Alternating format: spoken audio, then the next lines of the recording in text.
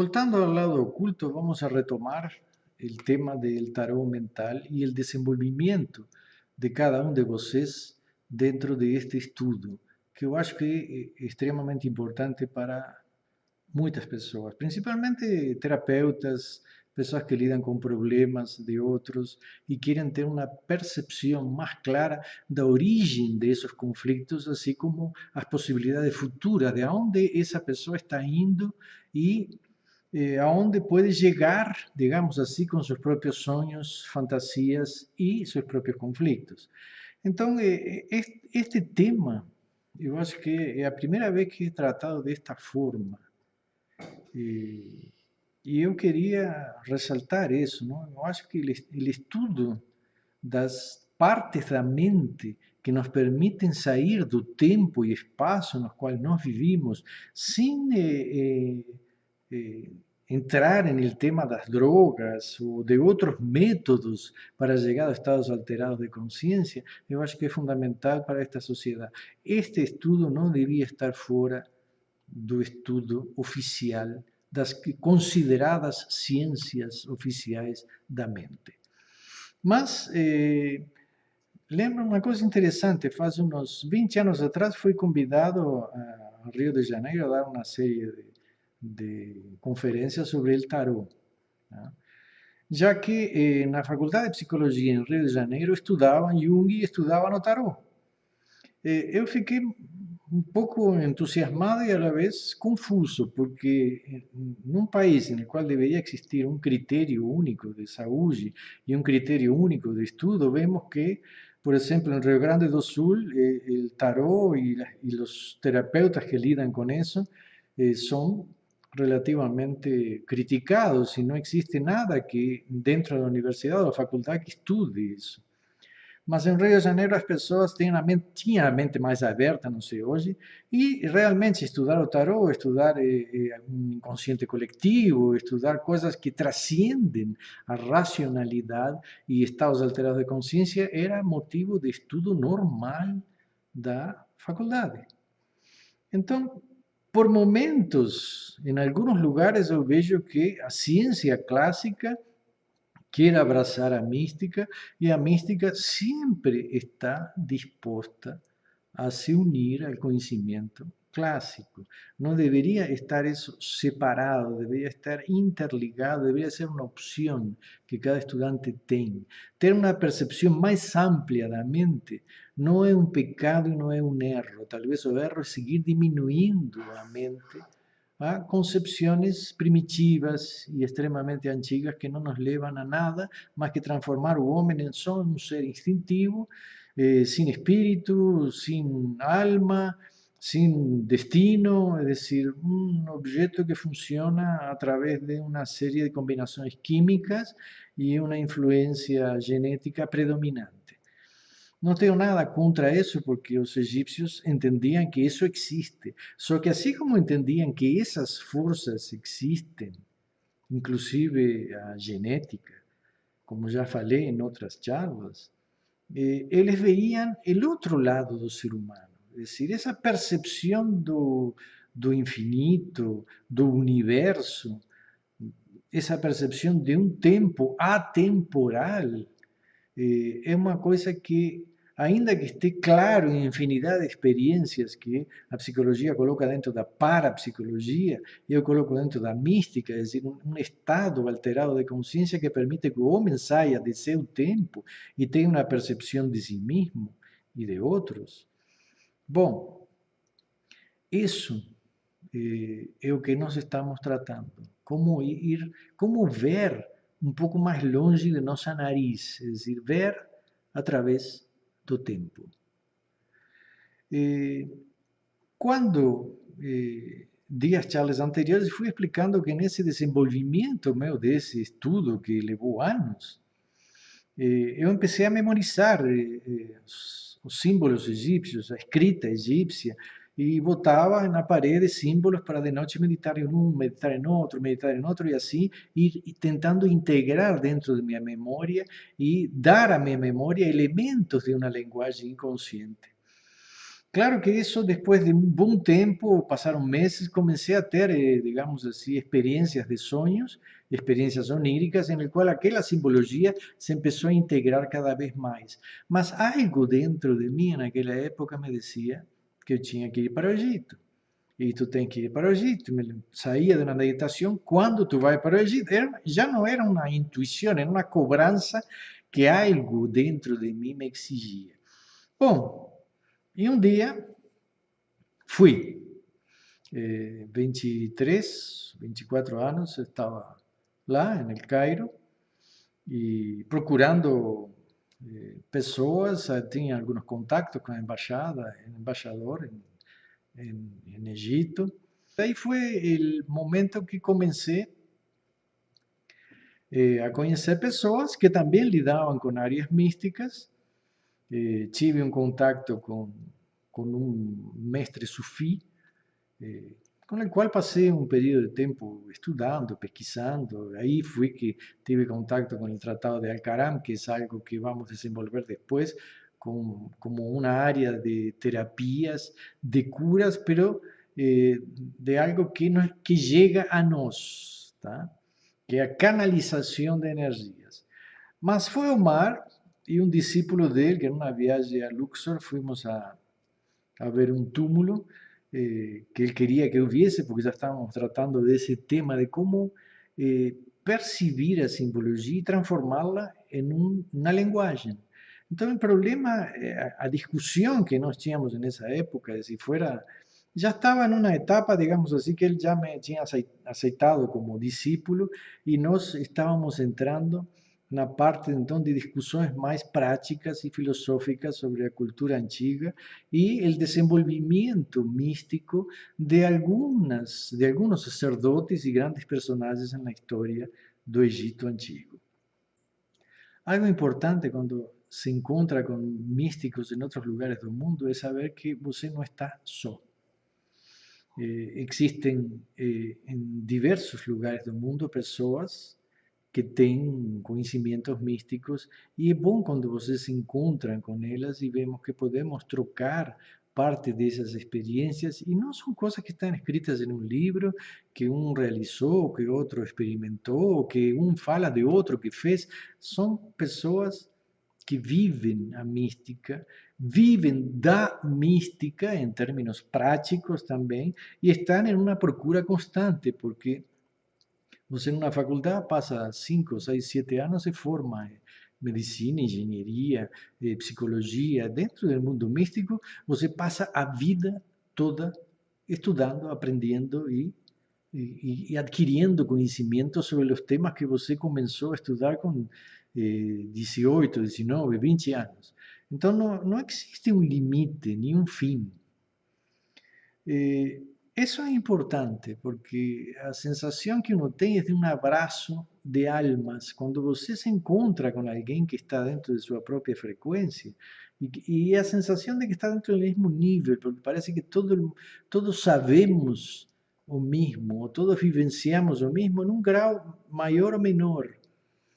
Entonces, después de falar con meu mestre Omar en aquella época, él me llevó a conocer el túmulo TT96, que es donde se encontra se encontraba sepultado Xenúfer, o sacerdote Xenúfer. Xenúfer fue un sacerdote de Amón, ¿no? E era supervisor dos jardins, fazia os rituais de cânticos do templo. Bom, era um personagem em sua época e era casado com Merit Senai, que também era sacerdotisa e cantora de Amon. Mas quando eu entrei no túmulo, o túmulo de Xenúfer é algo maravilhoso, cheio de pinturas, tem as famosas pinturas das videiras. Então, realmente era algo alegre, vivo. O túmulo não tem essa sensação de ser um túmulo. Ele mostra nesse lugar onde ele vivia, em seu jardim, do lado dos pássaros, do lado da natureza, com uma enorme alegria e com um amor perfeito, porque ele entendia que Merit, que a palavra Merit quer dizer minha amada, Senaí era a mulher de sua alma, a companheira de sua alma. Quando eu entrei no túmulo, claro, primeiro não pode tirar fotos, não? Essa é uma coisa importante, não se pode falar muito.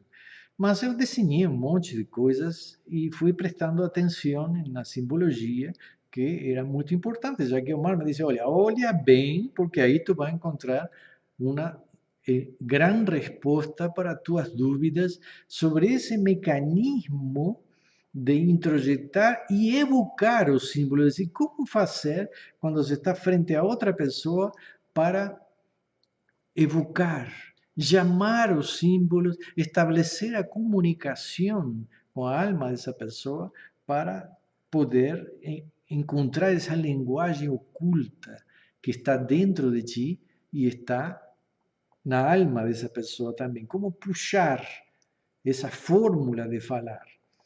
Então, claro que eu fiquei horas no túmulo, não foi um dia, fui várias vezes depois, e encontrei uma série de símbolos que para mim eram extremamente importantes. Por exemplo, o símbolo dos dois olhos de ouros, mas como vamos ver agora, esse símbolo que aparece, ven, os dois olhos de ouros, o olho do sol e o olho da lua, como se chama, e depois no centro o símbolo do Shen-Nu. É uma palavra que significa reunir, recolher, é como se fosse a colheita.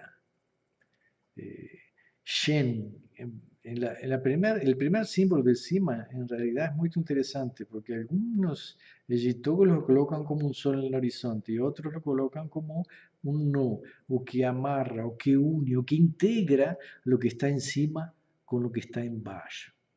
Y después vemos a vacía, gen, el símbolo de gen, shen. Y ahí a vacía es lo que se recibe. Y claro que en términos gramaticales refuerza el sonido Shen-Nu. Eso es el símbolo da iluminación, a percepción da iluminación. Y es sobre eso que comenzaron, digamos así, meus estudos místicos, el desenvolvimiento de un tipo específico de estado alterado de conciencia y una técnica de meditación para quê? Para el momento que eu já tenho a memorização dos símbolos, poder empezar a evocar. Claro que é uma técnica fantástica para quê? Para você memorizar mais rapidamente e a la vez evocar no momento que você quiser. Então, vocês têm aí a simbologia, o nome do sacerdote. Eu gostaria que vocês pesquisassem, estudassem, tentassem entender melhor e estudassem os símbolos para, nesta próxima aula que vou dar brevemente, dar continuidade ao aprofundamento da técnica. E uma coisa que nós temos que entender, e isso já falei anteriormente, se vocês clicam para ter uma técnica, para depois evocar uma simbologia, vai faltar algo. E o que falta é o envolvimento de você para que esse aprendizado seja introjetado em você. Para que sua alma abra uma porta, é decir, abra um cofre onde está o grande segredo. Para eu chegar a isso, eu tive que me despertar em uma meditação e sentir que tinha que ir para o Egito.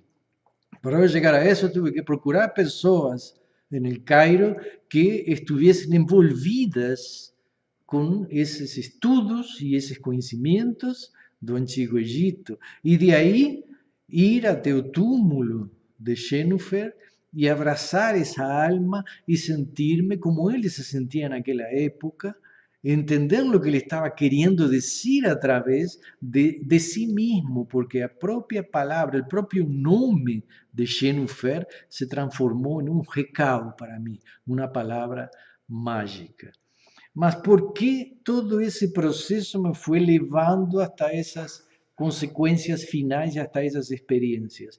E vocês têm que entender que desde jovem eu já comecei a estudar a cultura egípcia, eu comia as comidas egípcias, me vestia como um egípcio, cantava suas canções, fazia suas meditações, estudava tudo sobre a sua cultura. Então, quando você entra naquele túmulo, você se sente em casa, no lar, com minha família. Então, duvido de que uma pessoa que clica e procura uma informação rápida para ter uma experiência intensa, mágica, ele vai conseguir algo se não se envolve com a cultura que é portadora desse conhecimento. Então, se você está estudando as religiões africanas, então eu acho que é bom você estudar o Jurubá, estudar a mitologia, aprofundar as comidas, a cultura, a arte africana. Aprofundar una cultura no es solo entrar en lo que se manifiesta de un núcleo de personas, es entrar en el espíritu y en la alma de esas personas. Es ahí que está el verdadero conocimiento y eso que a mística nos trae. Una fórmula de entrar en un conocimiento que es universal y que está dentro de cada individuo, dentro de la energía básica de cada individuo. Mas você tem que abrir a porta. Essa porta pode levar anos. O que eu estou passando a vocês é uma amostra de um conhecimento, mas estou dando a chance de aqueles que queiram saber, que também por lo menos procurem algo. Quem é e quem foi Xenofer? Ainda é. Ainda é. De onde vêm esses símbolos? Estude essas letras, esses símbolos.